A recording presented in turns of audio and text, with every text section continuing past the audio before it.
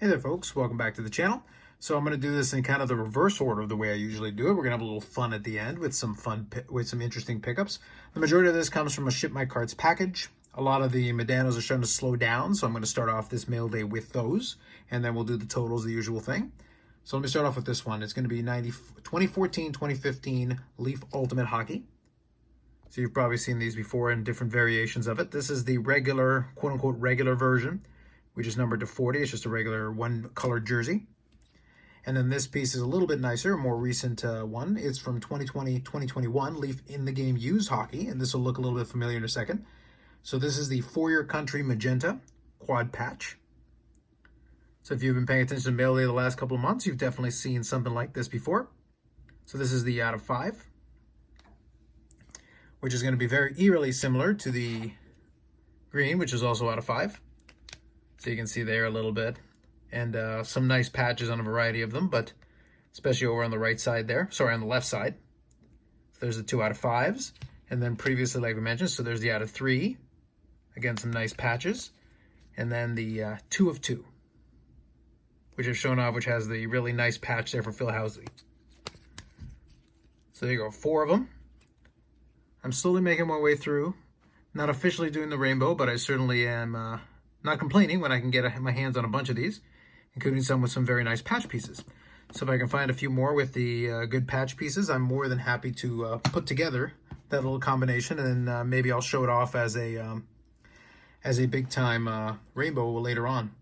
So let me put this one back here on the screen here, and then I'll do quickly the update on the Modano totals, since that's going to be the full extent of the Modano additions, which is going to be these two. So these two obviously added 2 more to the count, so we're sitting at 2,139, just shy of 2,140. I am still waiting on my ComC order that hasn't even shipped. It's approaching a month, so standard ComC. Hopefully they get their machine and their big building that can be seen from space. We'll eventually start speeding these things up a little bit more. We'll see. Anyway, so no new autograph additions, and 2 more memorabilia to bring us to 455. So slowly making our way to 500. It's going to take a little while on that one, since obviously it's slowing down a little bit for the summer here. But I think the focus of the summer, and I'll talk about it more in another video, but the focus of the summer I think is going to be mainly on bolstering the vintage, as well as working on some other side and fun projects. So now I'm going to get into doing a little bit of kind of a miscellaneous section here, and then I'll conclude with some baseball, including a vintage piece that I did add this week. So a little bit miscellaneous. I did show you guys that dual wrestling signature the other day. Just show it to you here as a reminder. So it was Ted DiBiase and Jimmy Hart. So it was the Dual Ultimate Signatures 2020 Leaf, and it was the purple version. So let's add a couple more to that. So this one is another dual, again sticking with the purple. So it's Britt Baker, current AEW Women's Champion, and Penelope Ford. So this came as part of a 2-card lot, but there's another one of the purple ones. So that one's out of 25. And then here's another one. So Tito Santana and Ted DiBiase this time around. So that is out of 35. So 2 Ted DiBiase autographs. So that'll bring me to 3 of these. I don't think I'm necessarily going to collect the full collection, but I'm going to be a little picky and choosy and pick different ones that amuse me or different subsets that entertain me. So this was the other one that came as part of that 2-pack with the Britt Baker Penelope Ford, was the regular Ring Queens Penelope Ford. So that's part of that one. This actually got a very small, interesting checklist. I'm not sure what to make of it, but it is kind of interesting checklist. So I got that one with the other one. And then this one I came across. Of all the names they could pick, Jackie Haas is an interesting decision. Interesting, but if any of you remember the 90s WWF and early 2000s WWF, she was part of Tough Enough, I believe, as well, maybe the inaugural edition. So the former Jackie Haas, I think she's no longer with Charlie Haas, so I think that relationship is over, but she was Jackie Haas at the time she was signing this, formerly Miss Jackie, and a variety of other monikers, if you remember WWF at that time period. Next couple are kind of fun ones, if you remember your 90s and 80s wrestling, respectively. So how about this one? Sid Vicious, also known as Sid Justice, prior to his feud with Hulk Hogan. So kind of a fun one there. He's always got the happy look on his face, so that was kind of fun. And then Psycho Sid, obviously, as well in the WWF when he was having his title runs. Very nice. And then here's another 1980s, early 90s one. Brutus the Barber Beefcake. Constant running buddy with Hulk Hogan, but kind of a fun addition there.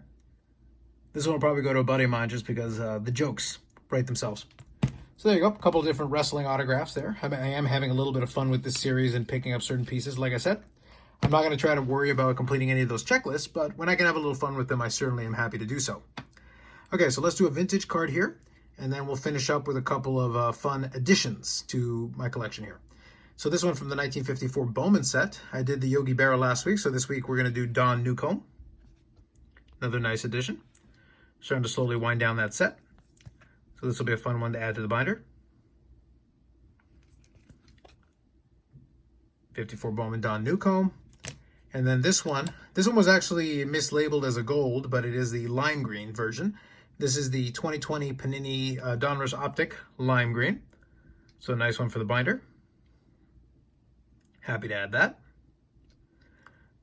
Soto's struggling a bit this season, but I'm happy to add some pieces here and there. And if the prices are going to start coming down on some of these, I am more than happy to partake. And that'll play into the last two cards here that I'm going to show you. So kind of what I was alluding to previously in my live streams. And I'm going to have another live stream on Friday. This video is going to come out on Saturday, so hopefully the live stream, you already had it by now. I'm happy to take advantage of the whole dip situation, especially if a player themselves is struggling a little bit as well, because it does open some opportunities. And I'll use this first one as an example of exactly what I'm talking about. So this is a 2018 Bowman Best, which I'm a fan of, but the hobby doesn't seem too keen on the Bowman Best cards all the time. So this one is 2018 Bowman Best, Juan Soto. It is the rookie card, but it is the rookie refractor. Let's see if I can tilt it a little bit and get some of the shine on that one. Now I do wish the seller had taken a little better care of the holder. It does have a little bit of a scuff up here, but it is on the holder. It goes all the way up through the top here. It's not a scratch per se. I don't think it's it's compromised the case at all, but it is a little annoying if you can see it. Yep, you can probably see it right there a little bit. It is annoying when it's scuffed. So I'm not going to worry about it for now, but because it hasn't compromised the case.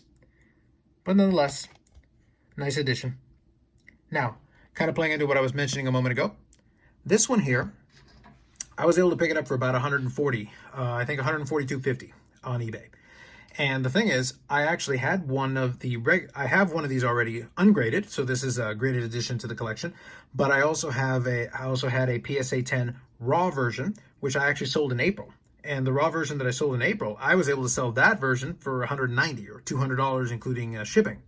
So I was able to sell the raw version of the the base version of the PSA 10 for $200, and then I bought the refractor for $142. So, you know, the dip sometimes can play in your favor if you are a believer in the player. If you don't believe in the player, well, then just wait a little bit longer and the price will dip even further. And I think some has sold for a little bit under that. But I'm quite happy to be able to purchase this for less than what I was able to sell the base version of. And I have another copy of the base, and I actually have another copy of the refractor. So I don't mind having an extra, especially one that's already been graded for me. And I don't have to go through the effort. Kind of a fun card, though. Have the shine on there. Maybe down the road, I'll see if I can get the Atomic. If the prices are going to stay depressed, I'm more than happy to partake in that. This next one kind of plays in the same vein as well, since the prices have been a little bit down on Soto in general. But this is an interesting one because these, I think, are probably going to be a little bit tougher to come by than a lot of people think. So this is from the 2018 Select. This is the Prism, or Silver, or whatever you want to call it. It is the parallel to the rookie card. And this is in a Beckett 9.5. So you can see there, you got 9.5 for the centering, 9.5 for the corners, 9.5 for the edges, and then 9 for the surface. Now this one is one that I have to get a bit of a closer look at. It's kind of hard to tell, but you can see like it looks like there's like a smudge going on here. And I'm trying to figure out if that's on the case or if that's actually on the surface of the card. Not really sure, or if it's on the inner sleeve. But nonetheless, the rest of the card for me, to be honest, the shine on it is fantastic. And I do have an ungraded version of this as well. And it's one of those things where I enjoy these cards, and I'm happy to have a decent copy. So that's a nice addition. And then we'll kind of see what happens with a lot of these things. If he rebounds, then a lot of these will become a little bit more expensive again. And then I wouldn't have been able to take advantage of the situation and purchase this. But I did want to take advantage of playing around and moving the shine around a little bit here. And these are fun because you've got the shine in addition to the etching. Really cool looking cards. I'll do a little showcase of the Soto coming up this week here, and I'll show off a couple different cards, including some of these here, because these are fun to do. Let's see if I can get the angle a little bit here. Finish off with a nice angle on this. And there we go, a little bit better. You really got to tilt it back. Ah, there we go. Much better. Wouldn't that be a nice image to finish this off on? Anyway, so as far as that's concerned, I will do, like I said, a soda showcase coming up this upcoming week. That'll be kind of my extra video. As far as pickups are concerned, I don't know. I definitely do have some more stuff at ShipmyCards. I don't know if I'll initiate that shipment right away or if I'll wait a week or two. And then ComC stuff may come by the end of the month or in July. Either way, I'll keep my eyes and ears open, and we'll see what happens. We'll still do the live streams and have some fun. We'll do that every single Friday so far, and we'll keep the scheduling going the way we've been doing it. And we'll kind of play by ear there. But if you have any questions or comments, that's welcome as always, or any comments or questions related to the channel itself, anything you want to see. Obviously, this thing's slowed down a little bit for the summer, but I'm still cranking out my videos whenever there's something worth talking about, in my opinion. Anyway, that's it for me this time around. Thanks as always for watching, and we'll catch you in the next one.